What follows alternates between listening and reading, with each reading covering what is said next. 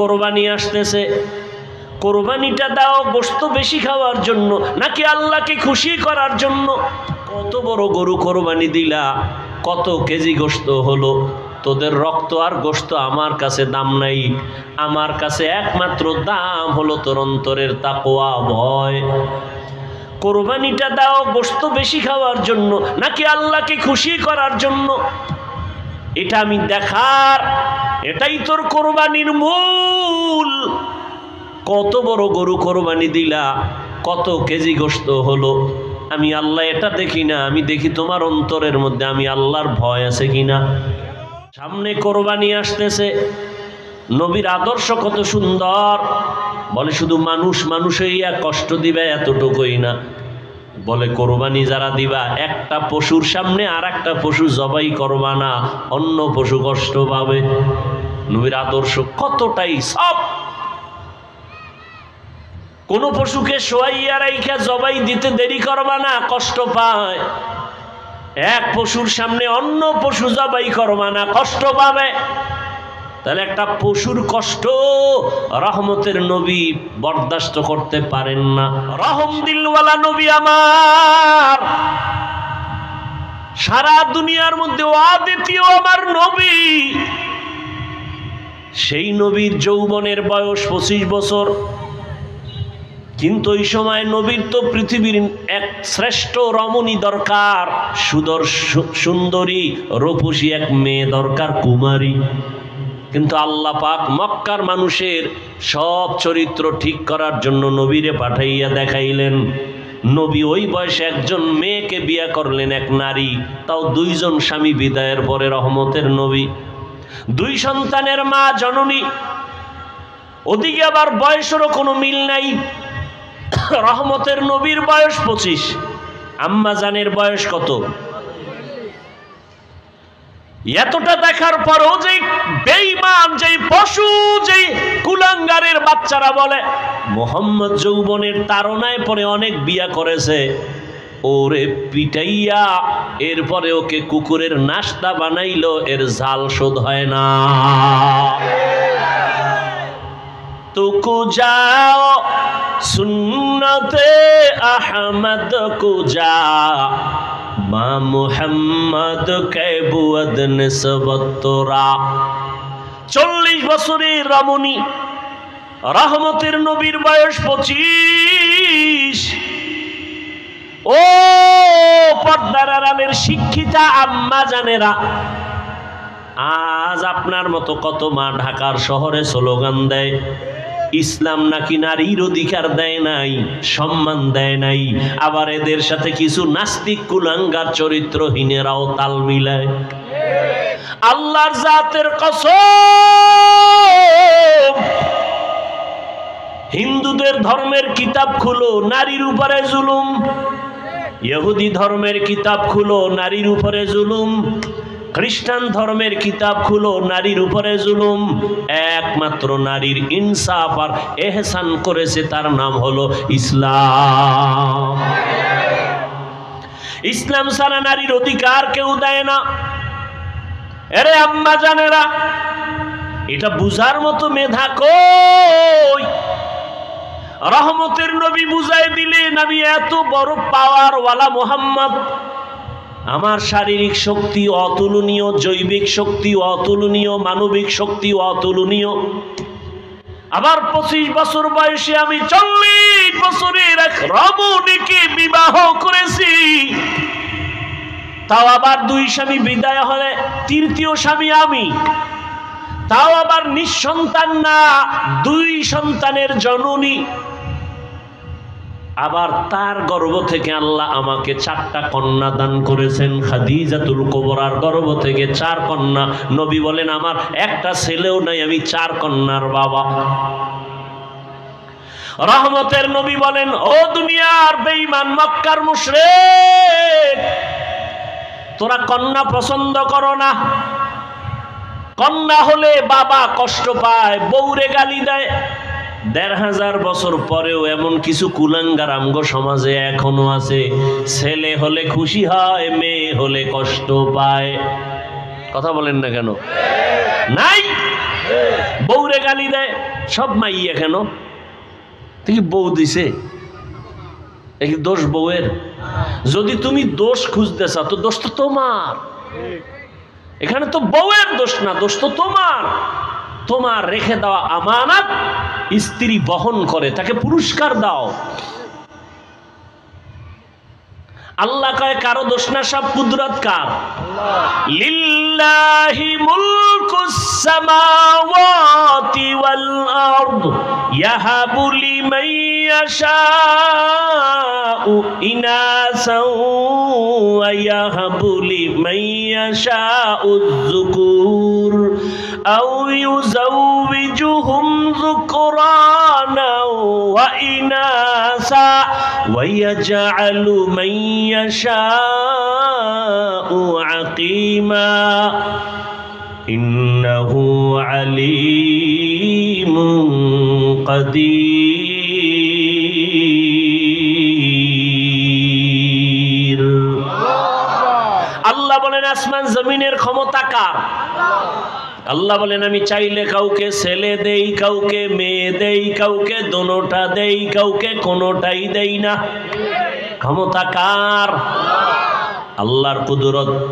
তুমি স্লোগান দাও ছেলে হোক মেয়ে হোক দুটোর বেশি নয়, একটা হলে ভালো হয়। আবার একজন বলি না হইলে তো আরো ভালো। আল্লাহ কয় না, সন্তান আমি দেই, রিজিকও আমি দেই। মানুষের সংখ্যা যখন কম ছিল খানার অবস্থাও কম, এখন বাড়ছে, খানার পরিধিও বেড়ে গেছে। 1% জায়গার মধ্যে 50 বছর আগে যেই পরিমাণ ধান হইতো এখন কম না বেশি? সরকার বাড়াইছে? তোমার আম্মা বাড়াইছে না? কে বাড়াইছে? ওয়াতারযুকু মান তাশাউ বিগাইরি হিসাব।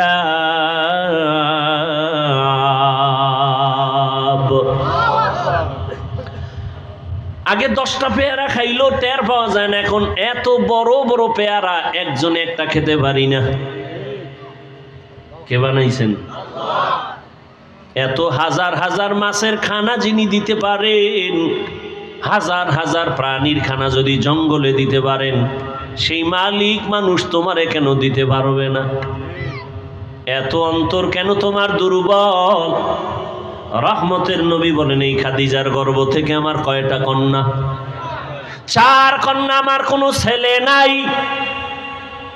মক্কার বেঈমানেরা ঘুরে ঘুরে কয় মুহাম্মদ মরে গেলে বংশ শেষ, ধরে রাখার কোনো ছেলে নাই। নবীর মনে কষ্ট। আল্লাহ বলেন আপনার কোনো চিন্তা নাই, ইন্না আতাইনাকাল কাউসার, আমি আপনাকে কাউসার দান করব, আর এই কাউসারের দ্বারা সম্মান থাকবে কিয়ামত পর্যন্ত। রহমতের নবী বলেন আমি কত দামি ব্যক্তি যে আমার একটা ছেলে নাই, আমি 4 কন্যার বাবা। ও দুনিয়ার কন্যার মা বাবারা শুইনা রাখো, একটা কন্যা যদি কেউ পাও, ও বাবা তুমি একটা কন্যা পাইছো, তুমি একটা জান্নাতের মালিক। 2 কন্যা পেয়েছো, তুমি 2টা জান্নাতের মালিক। 3টা কন্যার বাবা হয়েছো, তুমি 3টা জান্নাতের মালিক। তুমি 4 কন্যা পেয়েছো, তুমি 4টা জান্নাতের মালিক। মক্কার মানুষ কত খারাপ, কন্যাকে শুধু অপছন্দ করে তাই না, বাবা হইয়া কন্যাকে জ্যান্ত চাপা দিয়া, পাথর চাপা দিয়া মেরে ফেলে। এতটা খারাপ মানুষ, সেখান থেকে ভালো মানুষে পরিণত করলেন রহমতের নবীর আদর্শ। এরে আল্লাহর গোলাম, হাসুরের ময়দান এত কঠিন, ওই সময় যদি আমার আল্লাহ জিজ্ঞাসা করেন, হাজারো কোটি কোটি কোটি কোটি মানুষের ভেতরে আমি আজ একজন মানুষ চাই যে সবার সামনে পুরস্কার দিব, কোন মানুষ? বলে যেই মানুষটা প্রথম আমার হাবিবের হাতে কালেমা পড়েছো, দাঁড়াও। আম্মা জানেরা ভালো করে খেয়াল করেন, হাসরের ময়দানে প্রথম আল্লাহ যদি জিজ্ঞাসা করেন নবীর হাতে কে কালেমা পড়েছো, দাঁড়াও, একজন পুরুষও দাঁড়াবার ক্ষমতা রাখবে না। ওই সময় রহমতের নবীর হাতে কে প্রথম কালেমা পড়েছে, এই প্রশ্নের জবাবে একজন নারী দাঁড়ায় বলবে, হে আল্লাহ, তোমার এই কথার আমি সেই ব্যক্তি, একজন নারী, প্রথম মুহাম্মদের হাতে কালেমা পড়েছি, আমি প্রথম নারী ইতিহাসের পৃষ্ঠায়, আমার নাম খাদিজা। শ্রেষ্ঠ ব্যক্তি রহমতের নবী আমার, তিনিও আসলেন মক্কা নগরীতে। কিতাবের মধ্যে শ্রেষ্ঠ কিতাব আল্লাহ এটাও দিলেন মক্কা নগরীতে। তবে ব্যবধান, আল্লাহ যে দুইটা ব্যবস্থা দিলেন, কিতাব আর ব্যক্তি, এই দুই ব্যবস্থা যারা মেনে চলবে তারা দুনিয়ায় বাদশাহ, আখেরাতেও বাদশাহ, এদের কোনো সম্মানও কখনো যাবে না, ঈমানও যাবে না। তবে এই দুই ব্যবস্থার মধ্যে পাওয়ার হলো ব্যক্তির পাওয়ার বেশি।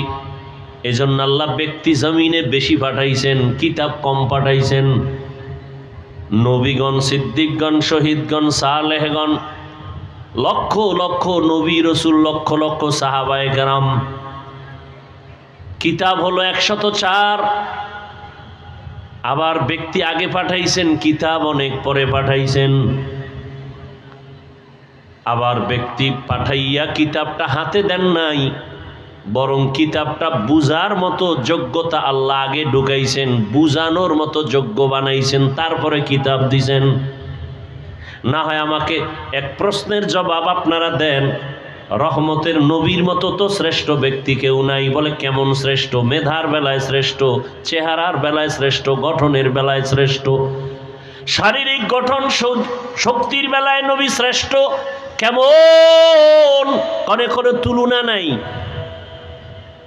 সেই নবীর, আমাদের তো এখন এমন যুগ আসছে, 1-1.5-2 বছরের বাচ্চা অনেক চালাক। রহমতের নবী তো তুলনাহীন ব্যক্তি, সেই রসুলকে 40 বছর পরে কেন কোরআন দিলেন? দুনিয়ার মানুষকে জানায় দিলেন, হে মানুষ, রহমতের নবী গোটা দুনিয়ার মানুষের আদর্শ মডেল। এমন আদর্শ রহমতের নবী তৈরি করলেন, কিয়ামত পর্যন্ত ওই প্রেসক্রিপশন দিয়া গোটা দুনিয়াটা চলবে, নতুন কোনো আদর্শের প্রয়োজন হবে না। তবে যারা চালাকি করে মুহাম্মদের প্রেসক্রিপশন বাদ দিয়া নতুন কোনো ডাক্তারের প্রেসক্রিপশন নিবে, এদের মরার আগে ধ্বংস চলে আসবে, আসতেছে, চোখের সামনে দেখতেছি।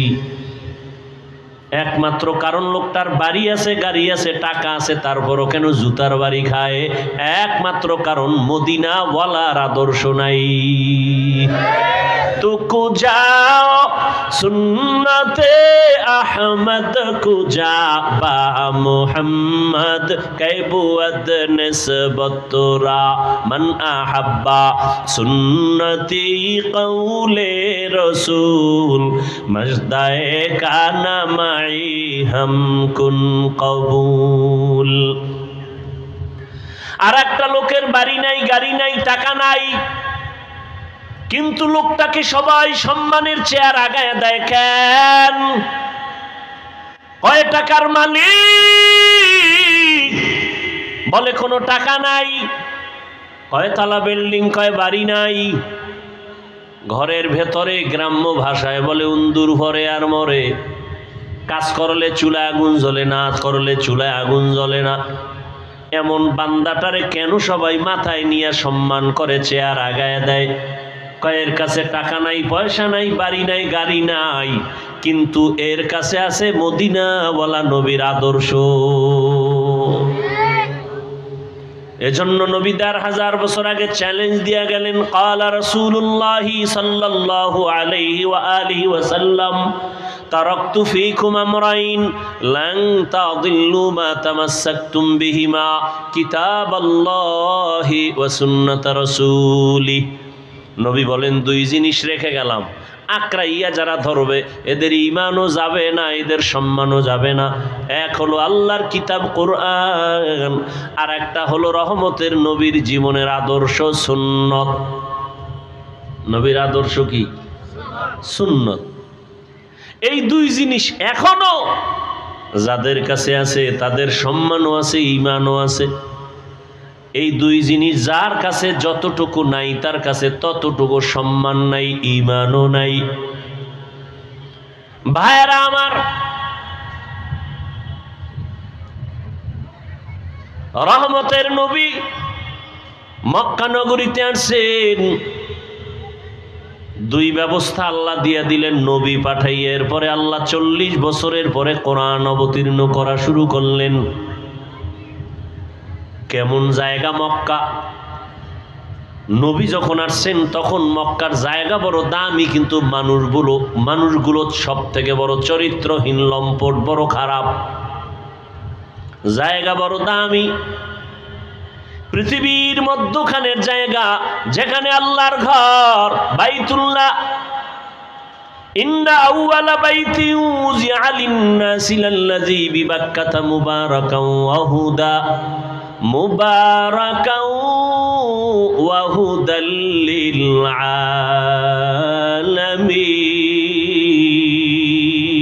আলামিন। এমন একটা ঘর আল্লাহ বানাইলেন, পৃথিবী নামক গ্রহ আল্লাহ বানাইয়া প্রথম ঘর, এমন একটা ঘর আল্লাহ বানাইলেন যে ঘর হেদায়াতের ঘর, ইবাদতের ঘর, যেই ঘরের দিকে তাকাইলে সওয়াব, যেই ঘর শুধু দেখবে তাকায়া বাইতুল্লাহ সওয়াব, যেই ঘরের আঙ্গিনার মধ্যে বসে একবার যদি বলে আল্লাহ, 1 লক্ষ বার আল্লাহ বলার সওয়াব, যেই বাইতুল্লাহর এরিয়ার মধ্যে বসে যদি একবার কেউ বলে লাব্বাইক, 1 লক্ষ বার লাব্বাইক বলার সওয়াব, যেই এরিয়ার মধ্যে একটা সেজদা দিলে 1 লক্ষ সেজদার সওয়াব। এমন একটা ঘরের পার্শ্বের মানুষগুলো চরিত্রহীন, চরন্ত খারাপ। কতটা খারাপ ভাষা নাই বলার, লজ্জার কারণ। এত খারাপ, নারী আর পুরুষ উলঙ্গ হইয়া একত্রে বাইতুল্লাহর দেওয়ালটাকে তাওয়াফ করে। কতটা খারাপ! অথচ মসজিদ দেখলে কোন হিন্দু মহিলাও যদি মসজিদের কিনারা দিয়া হেঁটে যায়, মাথার কাপড় টেনে দেয়, মসজিদ সম্মান করে। ওরা কত খারাপ যে বাইতুল্লাহর সামনের দেওয়ালটারে পুরা তাওয়াফ করে নারী পুরুষ একসাথে, আবার সব উলঙ্গ। কেন? এর কেনরও জবাব আছে। কেন করে? বলে ওরা অন্যায় করে, কাপড় না পাক, পোশাক না পাক, বাইতুল্লাহ পাক, এই জন্য নাপাক কাপড় নিয়ে বাইতুল্লাহর কাছে যায় না, সম্মান করে। আমগো দেশে কয় অতিভক্ত, এর নাম চোর। অতিভক্তের নাম চোর। ভাইরা আমার,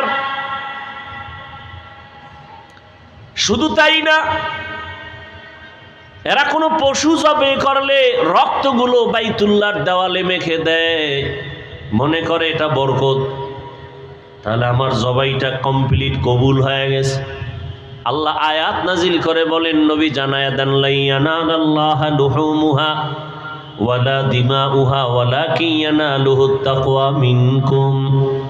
এই পাপিষ্টরা, তোদের রক্ত আর গোশত আমার কাছে দাম নাই, আমার কাছে একমাত্র দাম হলো তোর অন্তরের তাকওয়া, ভয়। কোরবানিটা দাও গোশত বেশি খাওয়ার জন্য নাকি আল্লাহকে খুশি করার জন্য? এটা আমি দেখার, এটাই তোর কোরবানির মূল। কত বড় গরু কোরবানি দিলা, কত কেজি গোশত হলো, আমি আল্লাহ এটা দেখি না, আমি দেখি তোমার অন্তরের মধ্যে আমি আল্লাহর ভয় আছে কিনা।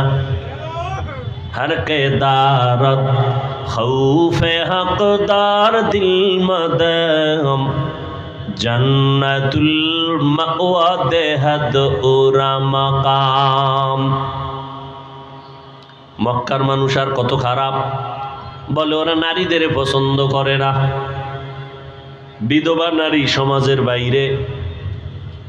আম্মা জানেরা মাসে যখন অসুস্থ হয় বিছানা আলাদা করে দেয়, ঘৃণা করে। কন্যা পছন্দ করে না। ছেলে হলে বাবা খুশি, বড় ঈদের আনন্দ করে। মেয়ে হলে বাবা দরজা লাগায়া ঘরের মধ্যে থাকে, বাইরে যায় না, লজ্জা। কন্যা হইছে এই ভয়, এই লজ্জা। রহমতের নবী আসছেন, এত খারাপ জায়গায় রহমতের নবীরে আল্লাহ পাঠাইলেন কেন? যেই জায়গার মানুষ এত খারাপ, ওই জায়গার মধ্যে এত দামি রহমতের নবীকে কেন পাঠাইলেন? বলে যত বড় রোগী তত বড় ডাক্তার, ঠিক নেই? ইমামুল আউয়ালিন আল আখিরিন বহরে সদকা রহমাতাল লিল আলামিন সাইয়্যিদুল কাউনাইন খাতমুল মুরসালিন আখির আমদ বুদে ফখরুল আউয়ালিন শুদ ওজুদাস রহমাতাল লিল আলামিন মসজিদে উশুদ হামারো ইয়ে জমিন। রোগী যত বড় ডাক্তারও তত বড়। রহমতের নবী কেমন ডাক্তার? বলে শ্রেষ্ঠ ডাক্তার। শ্রেষ্ঠ ডাক্তার কাকে বলে? কয় যেই ডাক্তারের ঔষধ দেওয়ার পরে আর কোনো ডাক্তারের প্রয়োজন হয় না। রহমতের নবী এমন এক ডাক্তার, নবী আইসা এমন ঔষধ দিলেন যে ঔষধ সেবন করলে মানুষ দুনিয়াতেও লাভবান, আখিরাতেও লাভবান। অন্য কোনো ডাক্তারের ঔষধ নেওয়ার প্রয়োজন হবে না। কিন্তু এই জমিনের মধ্যে রহমতের নবীর ঔষধ বাদ দিয়া যারা আব্রাহাম লিঙ্কনের ঔষধ গণতন্ত্রে কলিজায় ঢুকাইছে, ওরা জায়গায় জায়গায় জুতার বাড়ি খাইতেছে। আসতে বলেন কেন? আব্রাহাম লিঙ্কনের আদর্শ গণতন্ত্র রহমতের নবীরটা বাদ দিয়া নিচে কপাল পুড়ে গেছে। লেনিনের আদর্শ নিচে, নবীরটা বাদ দিয়া কপাল পুড়ে গেছে। কালমার্সের আদর্শ নিয়ে নবীরটা বাদ দিছে, কপাল পুড়ে গেছে। জমিনের মধ্যে নবীর আদর্শ বাদ দিয়া ভিন্ন কোনো আদর্শ যারা গ্রহণ করেছে, এরা মরার আগেই মরে গেছে। এদের ইজ্জত সম্মান সব নষ্ট হয়ে গেছে। আল্লাহর জাতের কসম, এ জমিনে একমাত্র রহমতের নবীর আদর্শ ছাড়া আর সুন্দর ভালো আদর্শ কারো মধ্যে নাই। রহমতের নবীর আদর্শ কত সুন্দর! কাউকে গালি দেওয়া যাবে না। কেউ যদি তোমাকে গালি দেয় জবাব দিও না, ধৈর্য ধারণ করো। নিজের হাতে বিচার নিও না, আসমানে ছেড়ে দাও। আসমান থেকে বিচার হবে, কঠিন বিচার, যা ফিরাইতেও পারবে না। ধৈর্য ধরে তুমি চুপ থাকো। স্বয়ং রহমতের নবীকে সামনে দাঁড়ায় বেঈমান গালি দেয়, নবী কোনো জবাব দেন না। আবু বকরের মাথা গরম, জবাব দিবেন ভাব। নবী ইশারা করলেন জবাব দিয়েন না। আর এক বেঈমান আইসা গালি দেয়, ওমর পাশে, মেজাজ গরম। ওমর বলে এখন ধরে ফেলবো। নবী ইশারা দিলেন কিচ্ছু বলিয়েন না। নবী বলেন বান্দা যখন চুপ হইয়া থাকে, আল্লাহর উপরে ভরসা করে বিচার দেয়, তখন ফেরেশতা আল্লাহ পাঠাইয়া ওই বেঈমানের বিচার করেন। বড় কঠিন, আল্লাহর বিচার বড় কঠিন। রহমতের নবীর আদর্শ, সামনে কোরবানি আসতেছে। নবীর আদর্শ কত সুন্দর! বলে শুধু মানুষ হইয়া কষ্ট দিবে এতটুকুই না। বলে কোরবানি যারা দিবা, একটা পশুর সামনে আর একটা পশু জবাই করবা না, অন্য পশু কষ্ট পাবে। নবীর আদর্শ কতটাই সব। কোন পশুকে শোয়াইয়া রাইখা জবাই দিতে দেরি করবা না, কষ্ট পায়। এক পশুর সামনে অন্য পশু জবাই করবা না, কষ্ট পাবে। তাহলে একটা পশুর কষ্ট রহমতের নবী বরদাস্ত করতে পারেন না। সে জায়গায় মানুষ হইয়া মানুষের কষ্ট দিলে এটা কেমনে বরদাস্ত হবে? কিন্তু কপাল বড় খারাপ। এমন যুগে জমিনে জন্ম নিলাম, এমন সমাজে যে একটা কুকুর মারলে মানুষ কষ্ট পায়, কিন্তু মানুষ জবাই দিলে কষ্ট পায় না। কপাল বড় খারাপ। রহমতের নবীর আদর্শ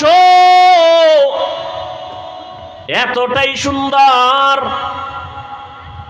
জীবনে নবী একটা মিথ্যা কথা বলেন নাই। ঘোষণা দিলেন মিথ্যা বলবা না, হারাম। নবীও বলেন নাই, কাউকে বলার অনুমতিও দেন নাই।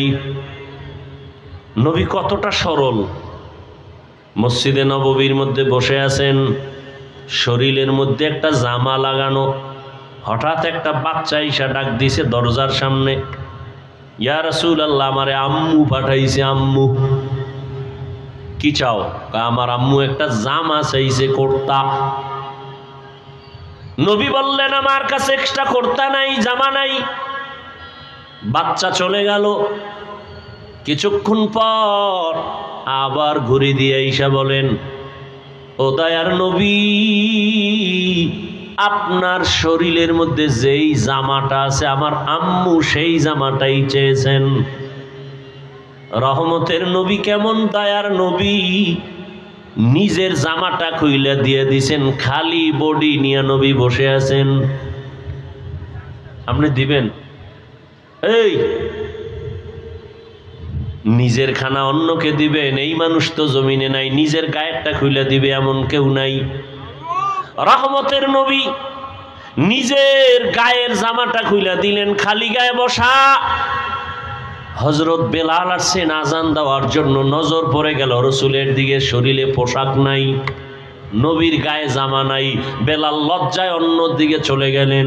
জিব্রাইল এসে হাজির, আয়াত দিয়া দিলেন, ও নবীকে জানায় দাও, জিব্রাইল জানায় দাও, নবী যেন এত বেশি দান করে না যাতে লজ্জা পেতে হয়, আবার এত বেশি হাতটাকে যেন মুষ্টিবদ্ধ করে রাখে না যাতে বদনাম হয়। সূরা বনী ইসরাইলে আয়াত দিয়ে আল্লাহ পাঠায়া দিলেন। রহমতের নবী কতটা আদর্শওয়ালা নবী আমার। রহমতের নবীর আদর্শ দেখে মক্কার সব বেঈমান পাগল হয়ে গেল।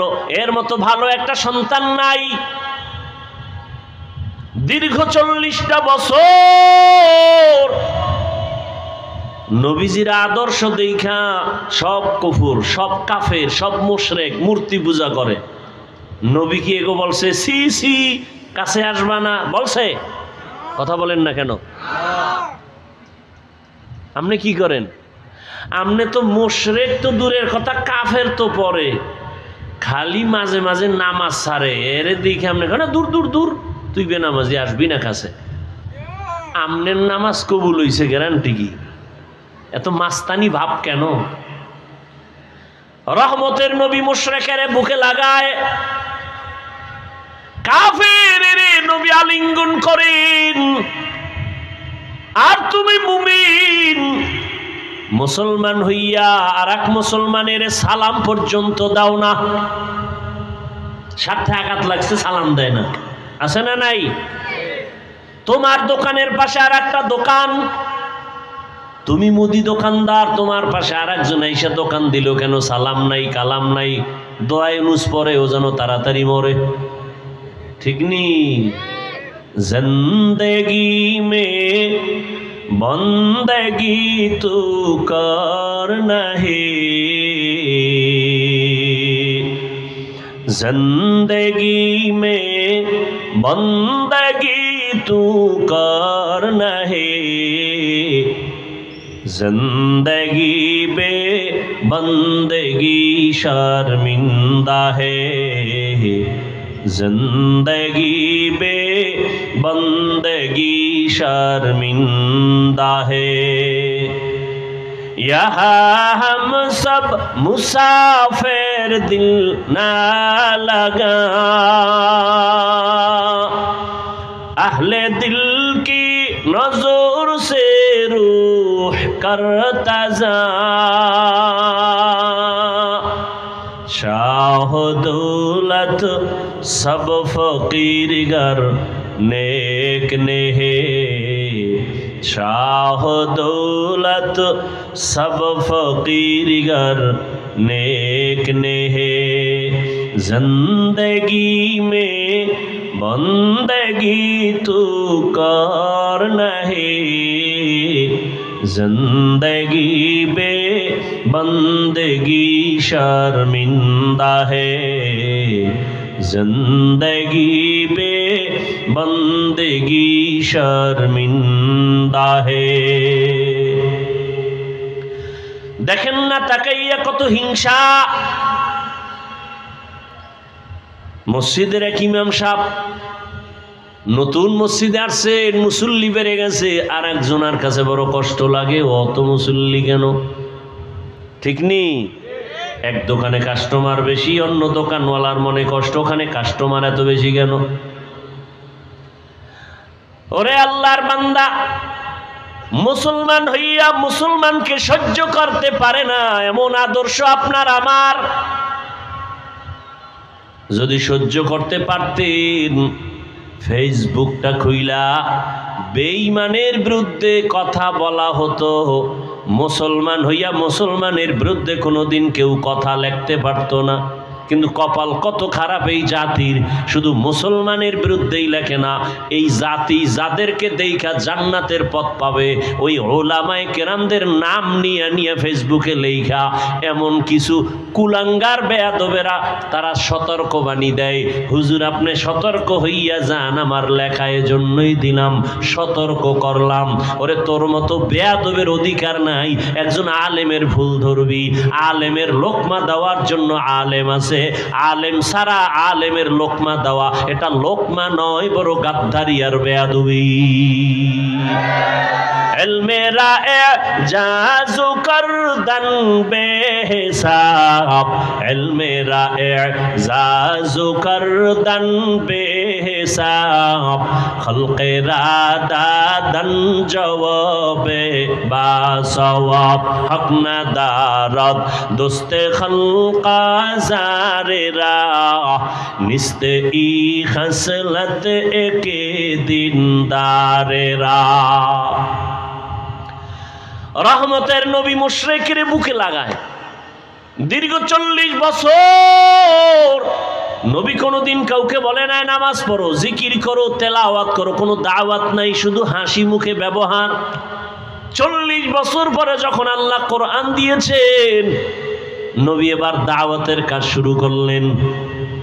নবীজির আদর্শ দেখা মক্কার মানুষ কেমন যেন পরিবর্তন শুরু। এত খারাপ, এত খারাপ, এত খারাপ সেই মানুষ এত ভালো, এত ভালো, কিয়ামত পর্যন্ত তাদের স্বর্ণাক্ষরে নাম লেখা। খারাপ মানুষ এত দামি হয়ে গেল। আল্লাহ পাক জিব্রাইলের দিয়া লিস্টি পাঠায় দিয়া কয় নবীরে জানাও, এই লিস্টিতে যাদের নাম আছে ওই সমস্ত নবীর ছাত্র সাহাবা, এরা বিনা হিসাবে জান্নাতি। এত বড় খারাপ মানুষগুলো জান্নাতের টিকিট পাইলেন, নবী এদেরকে এত ভালো বানায় ফেললেন কি বেতের বাড়ি দিয়া, গালি দিয়া? আহ, নবীর ব্যবহার কত সুন্দর, নবীর আদর্শ কত সুন্দর। সেই আদর্শ লালন করলেন সাহাবায়ে কেরাম, তাদের আদর্শ কতই না সুন্দর। রহম দিলওয়ালা নবী আমার, সারা দুনিয়ার মধ্যে অদ্বিতীয় আমার নবী। সেই নবীর যৌবনের বয়স 25 বছর, কিন্তু ওই সময় নবীর তো পৃথিবীর এক শ্রেষ্ঠ রমণী দরকার, সুন্দরী রূপসী এক মেয়ে দরকার, কুমারী। কিন্তু আল্লাহ পাক মক্কার মানুষের সব চরিত্র ঠিক করার জন্য নবীরে পাঠাইয়া দেখাইলেন। নবী ওই বয়সে একজন মেয়েকে বিয়ে করলেন, এক নারী, তাও 2 জন স্বামী বিদায়ের পরে। রহমতের নবী 2 সন্তানের মা, জননী। ওদিকে আবার বয়সেরও কোনো মিল নাই। রহমতের নবীর বয়স 25, আম্মা জানের বয়স কত? এতটা দেখার পরও যে বেঈমান, যে পশু, যে কুলাঙ্গারের বাচ্চারা বলে মোহাম্মদ যৌবনের তাড়নায় পরে অনেক বিয়া করেছে, ওরে পিটাইয়া এরপরে ওকে কুকুরের নাস্তা বানাইলো, এর ঝাল শোধ হয় না। তুকু যাও সুন্নতে আহমদ কো যা, মা মুহাম্মদ কে বুয়াদ নিসবত তোরা। 40 বছরের রমণী রহমতের নবীর বয়স 25। ও পর্দার আড়ালের শিক্ষিতা আম্মা জানেরা, আজ আপনার মতো কত মা ঢাকার শহরে স্লোগান দেয় ইসলাম নাকি নারীর অধিকার দেয় নাই, সম্মান দেয় নাই। আবার এদের সাথে কিছু নাস্তিক কুলাঙ্গার চরিত্রহীনেরাও তাল মিলায়। আল্লাহর জাতের কসম, হিন্দুদের ধর্মের কিতাব খুলো, নারীর উপরে জুলুম। ইহুদি ধর্মের কিতাব খুলো, নারীর উপরে জুলুম। খ্রিস্টান ধর্মের কিতাব খুলো, নারীর উপরে জুলুম। একমাত্র নারীর ইনসাফ আর এহসান করেছে, তার নাম হলো ইসলাম। ইসলাম ছাড়া নারীর অধিকার কেউ দেয় না। এরে আম্মা জানেরা, এটা বুঝার মতো মেধা কই? রহমতের নবী বুঝাই দিলেন, আমি এত বড় পাওয়ার ওয়ালা মুহাম্মদ, আমার শারীরিক শক্তি অতুলনীয়, জৈবিক শক্তি অতুলনীয়, মানবিক শক্তি অতুলনীয়। আবার 25 বছর বয়সে আমি 40 বছরের এক রমণীকে বিবাহ করেছি।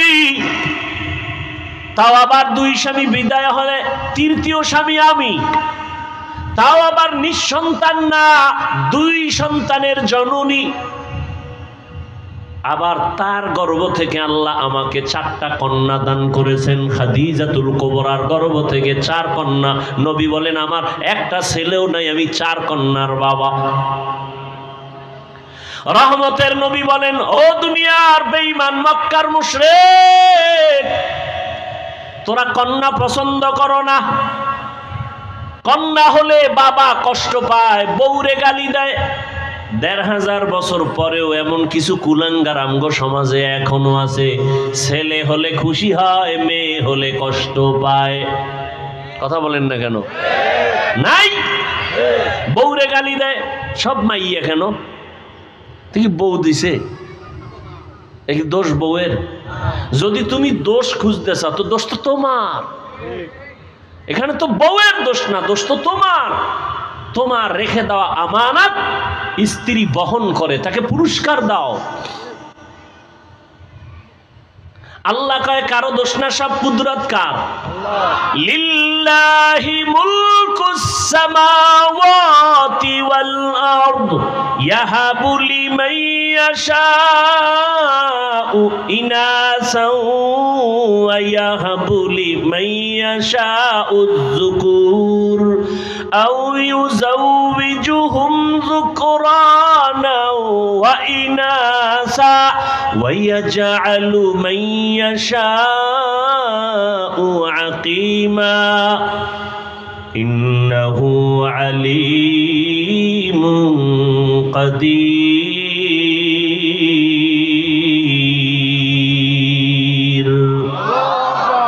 আল্লাহ বলেন আসমান জমিনের ক্ষমতা কার? আল্লাহ বলেন আমি চাইলে কাউকে ছেলে দেই, কাউকে মেয়ে দেই, কাউকে দোনোটা দেই, কাউকে কোনোটাই দেই না। ক্ষমতা কার? আল্লাহর কুদরত। তুমি স্লোগান দাও, ছেলে হোক মেয়ে হোক, দুটোর বেশি নয়, একটা হলে ভালো হয়। আবার একজন বলি না হইলে তো আরো ভালো। আল্লাহ কয় না, সন্তান আমি দেই, রিজিকও আমি দেই। মানুষের সংখ্যা যখন কম ছিল, খানার অবস্থাও কম, এখন বাড়ছে, খানার পরিধিও বেড়ে গেছে। 1% জায়গার মধ্যে 50 বছর আগে যেই পরিমাণ ধান হইতো, এখন কম না বেশি? সরকার বাড়াইছে? তোমার আম্মা বাড়াইছে না? কে বাড়াইছে? ওয়াতারযুকু মান তাশাউ বিগাইরি হিসাব।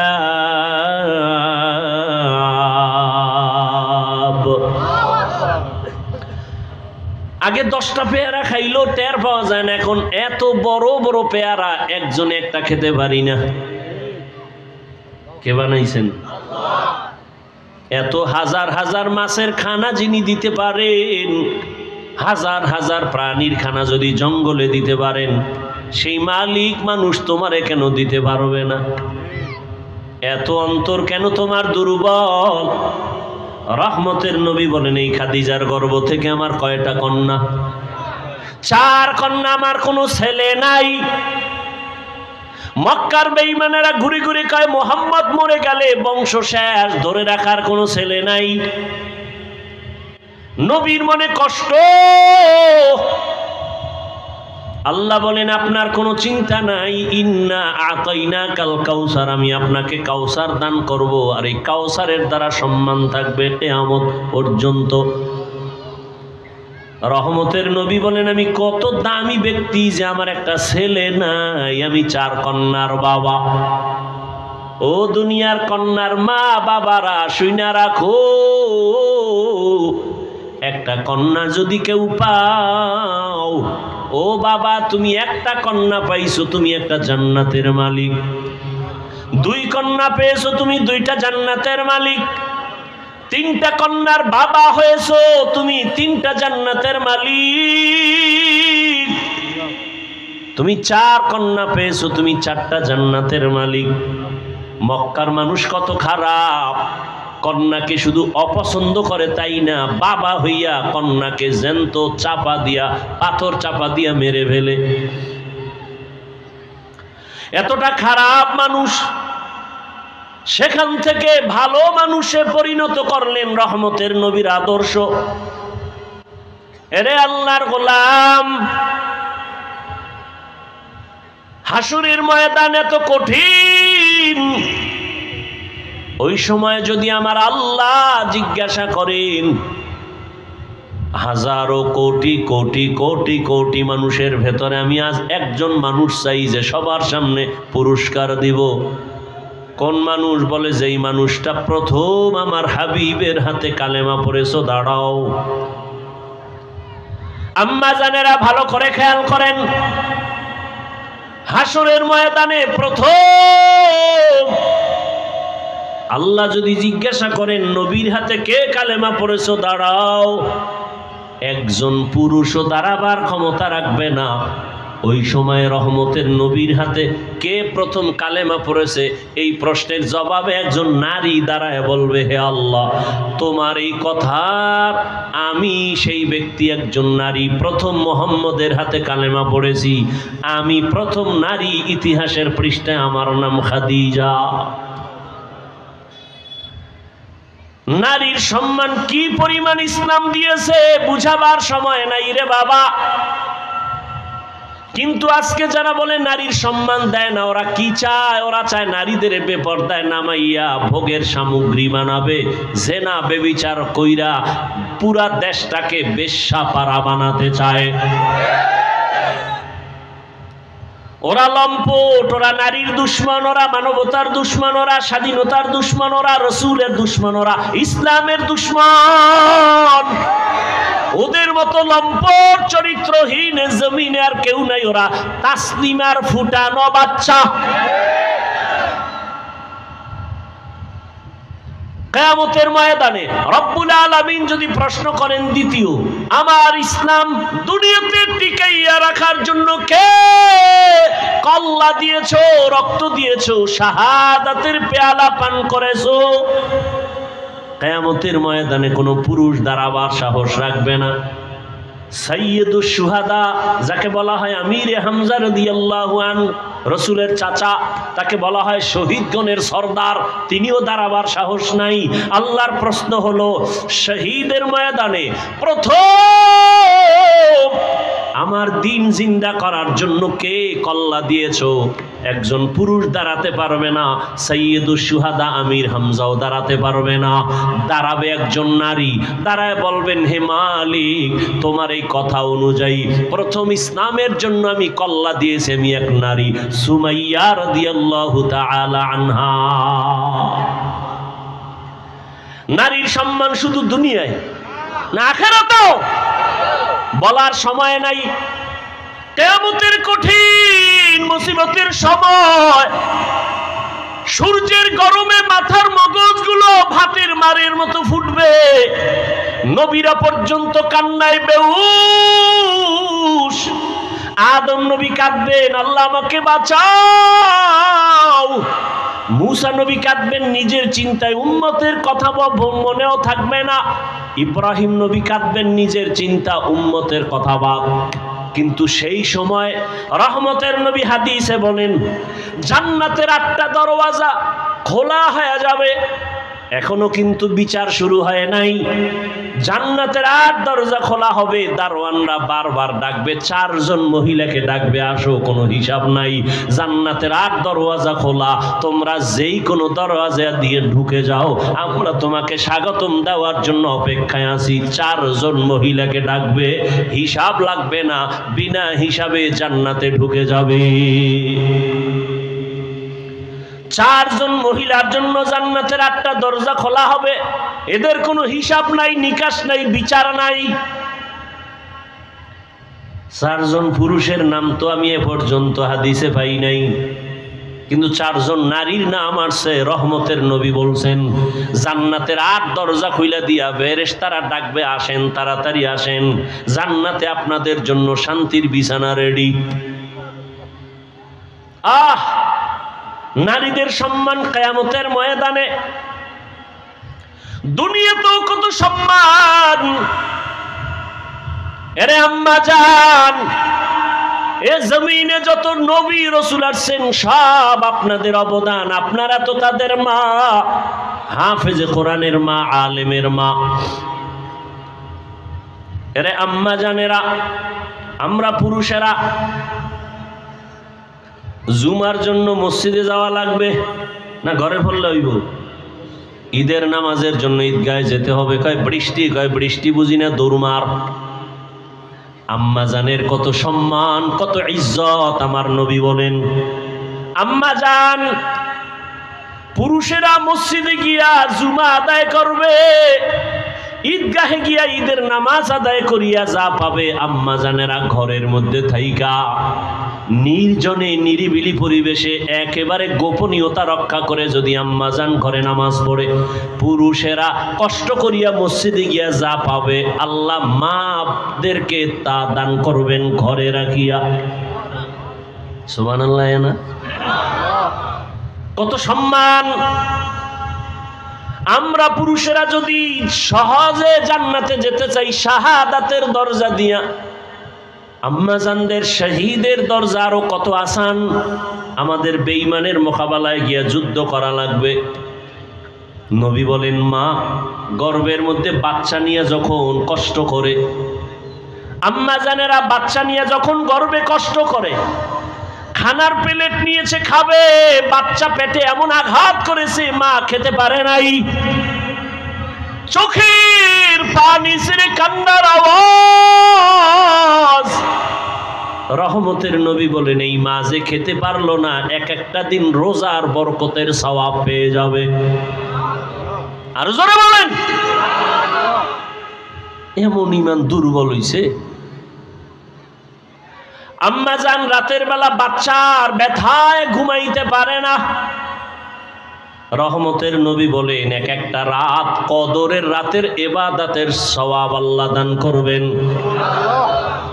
আম্মা জান যেদিন বাচ্চা প্রসব হব, আমি দুনিয়াতে আসব, আম্মা জানের কান্নার এত পরিমাণ আওয়াজ যে আম্মা জানের কণ্ঠের আওয়াজ বাহিরে যায় না, সে আম্মা জান বেকারার হয়ে গেছে।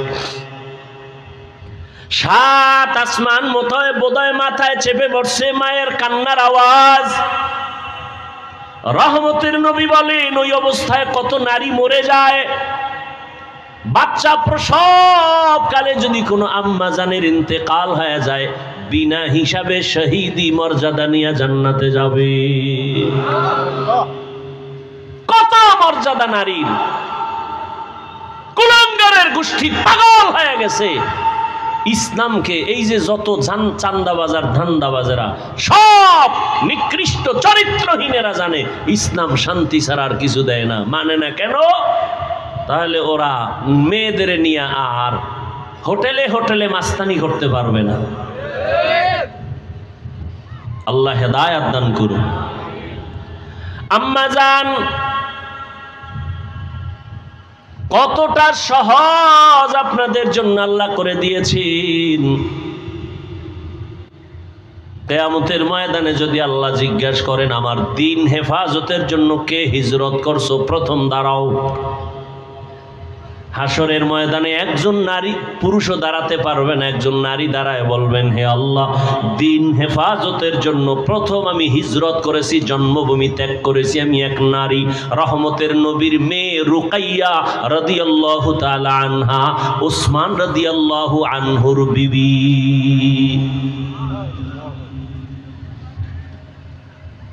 রহমতের নবীর আদর্শ। এরে আম্মা জান, এ দুনিয়াতে শুধু দিনের লাইনে না, দুনিয়ার লাইনে যত ভালো ভালো সন্তান আসছে মায়ের অবদানের কারণে। খাজা মঈনুদ্দিনের ঘটনা আমি প্রায় সময় বলি, আপনারা জানেন। খাজা মঈনুদ্দিন চিশতি রহমাতুল্লাহ আলাইহি মদিনাতুল মুনাওয়ারা থেকে আসছেন ভারতে কালেমার দাওয়াত দিতে। লক্ষ লক্ষ বিধর্মী খাজা মঈনুদ্দিনের হাতে কালেমা পড়ে মুসলমান হয়েছেন। মঈনুদ্দিনের দিলটা বড় খুশি। আম্মা জান বলেন, ও মঈনুদ্দিন এত আনন্দিত কেন? বলে, লক্ষ লক্ষ বিধর্মী কালেমা পড়েছে, অনেক আনন্দ। মা কয়, তোমার আনন্দ করার কিছুই নাই, সব আমি মায়ের অবদান। খাজা মঈনুদ্দিন চিশতি আজমিরি রহমাতুল্লাহ আলাইহি বলেন, আম্মা জান আপনার অবদান কি? মা চোখের পানি ছেড়ে বলে, ও বাবা মঈনুদ্দিন, তুই আমার গর্বে যখন আসছো আমি এক রাতও ঘুমাই নাই। আমি সেজদায় পড়ে আমি মালিকের দরবারে কান্না করে দোয়া করেছি, ও দয়ার মালিক, আমার গর্বের সন্তান তোমার ওলি হিসাবে দুনিয়ায় পাঠাইও। আমার সন্তান মঈনুদ্দিন, তুই দুনিয়াতে আসার পর আমি মা তোকে যতদিন পর্যন্ত দুধ পান করাইছি, আল্লাহর জাতের কসম, একটা ফোঁটা দুধও আমি তোর মুখে বিনা অজুতে দেই না। খাজা মঈনুদ্দিনের মা কান্না করে, বাবা এক ফোঁটা দুধও তোর মুখে বিনা অজুতে দেই নাই। একটু চিন্তা করতে পারেন, এই মায়ের সন্তান জগৎ বিখ্যাত হবে না তো কে হবে?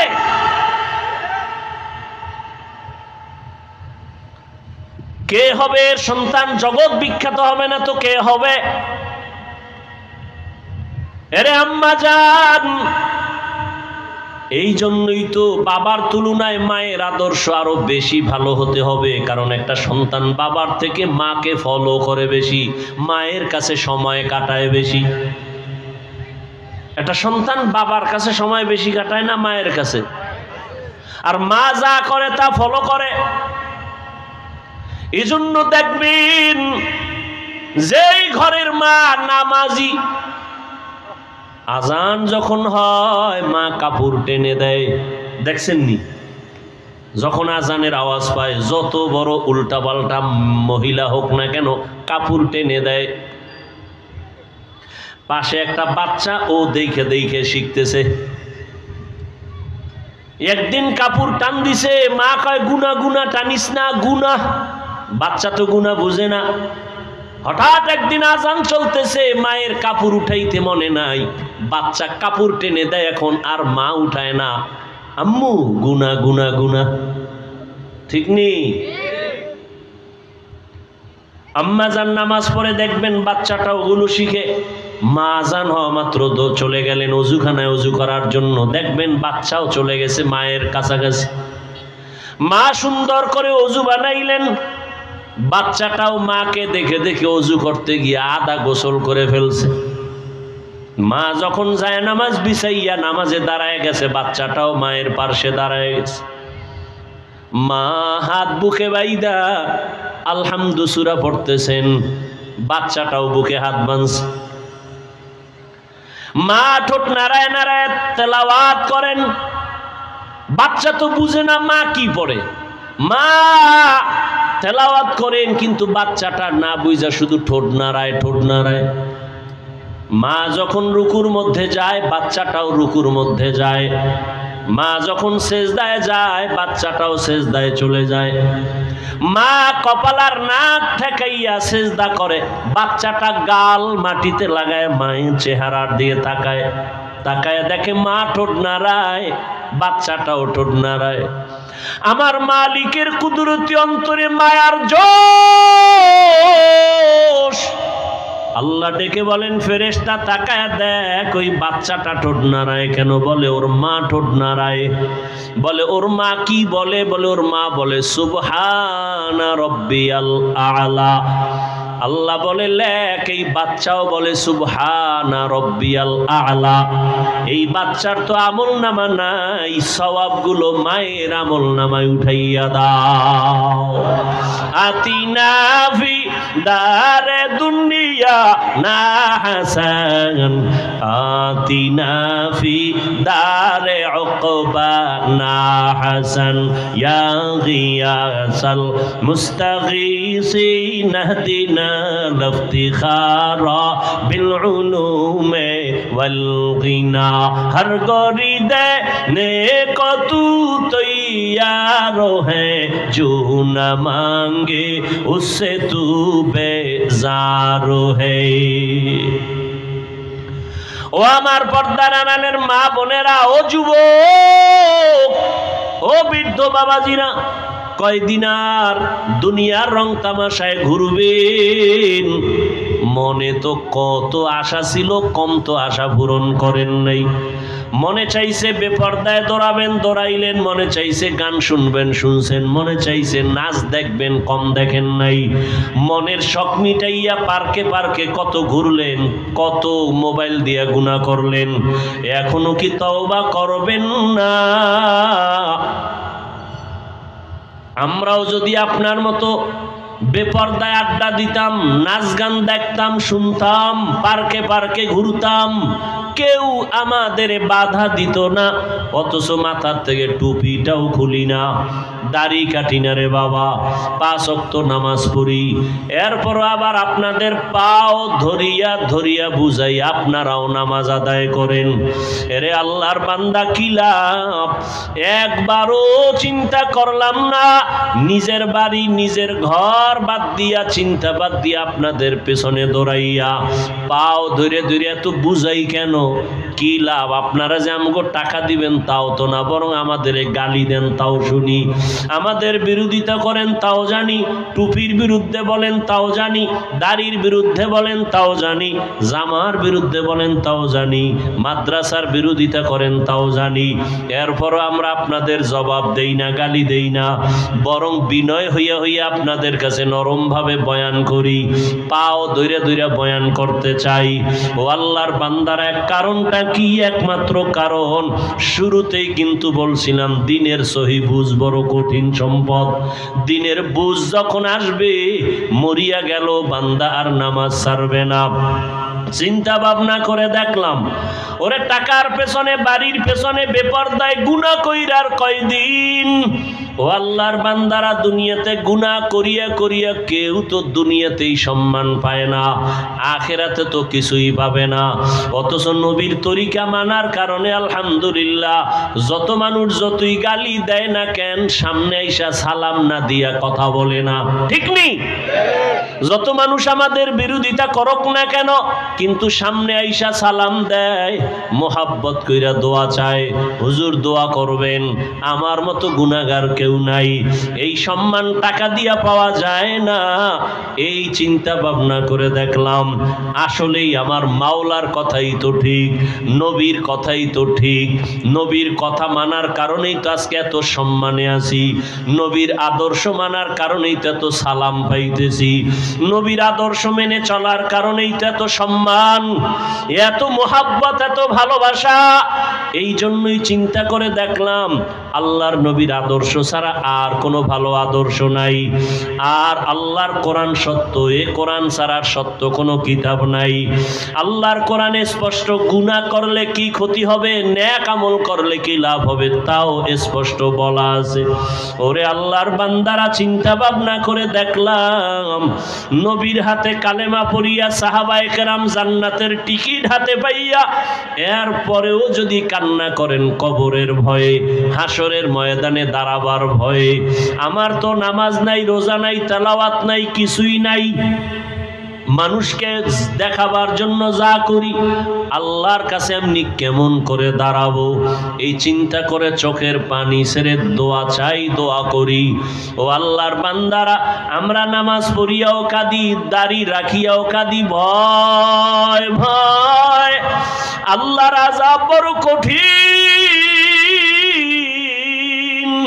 আর আপনারা যারা নামাজ পড়েন না, দাড়ি রাখেন না, পর্দা করেন না, বেপর্দায় চলেন, মা বাবার সাথে বেয়াদবি করেন, আলেম ওলামার সাথে বেয়াদবি করেন, শিক্ষকের সাথে বেয়াদবি করেন, মানুষের উপরে জুলুম করেন, আপনাদের হালাতটা আরো কত ভয়ঙ্কর হবে।